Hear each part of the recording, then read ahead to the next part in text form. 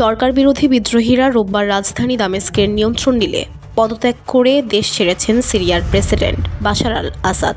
আর দেশ ত্যাগের পর দেশটির প্রধানমন্ত্রী মোহাম্মদ আল জালালি জনগণের নির্বাচিত নেতৃত্বকে সহযোগিতা করার ইচ্ছা প্রকাশ করেছেন।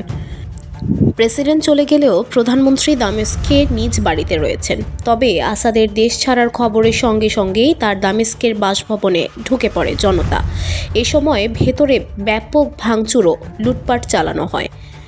দামেস্কো থেকে আল জাজিরার সাংবাদিক বলছেন, আমরা আছি N5 হাইওয়ে ধরে। 14 বছরের মধ্যে প্রথমবারের মতো লোকজন তাদের বাড়িতে ফিরে যাওয়ায় মহাসড়কে গাড়ি চলাচল করছে।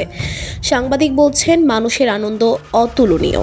আমরা এখানকার বেসামরিক লোকজনের সাথে কথা বলেছি, তারা তাদের জিনিসপত্র দেশে ফিরিয়ে নিয়ে যাচ্ছে। ইদলিব থেকে হামা, হোমস, দামেস্কো এবং ডেরা পর্যন্ত সিরিয়ার ভূ অঞ্চল জুড়ে তাদের আনন্দ ছড়িয়ে পড়েছে। সিরীয় ইতিহাসে এটি তাৎপর্যপূর্ণ মুহূর্ত। সিরিয়া থেকে আল জাজিরার সাংবাদিকরা আরও বলেন, আমরা যখন দামেস্কের দিকে যাচ্ছিলাম তখন দেখলাম মায়েরা তাদের ছেলেদের খুঁজছেন, যারা সরকার পরিচালিত কারাগার এবং আটক কেন্দ্রে ছিল।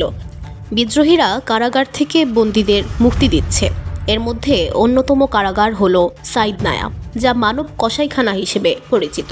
সেখানে হাজার হাজার মানুষকে হত্যা করা হয়েছে। এদিকে দখলে নেওয়ার পর সিরিয়ার বিদ্রোহীরা দামাস্কে কারফিউ ঘোষণা করেছে। আজ বিকেল 4টা থেকে ভোর 5টা পর্যন্ত রাজধানীতে কারফিউ থাকবে বলে জানানো হয়। VOD Bangla news desk.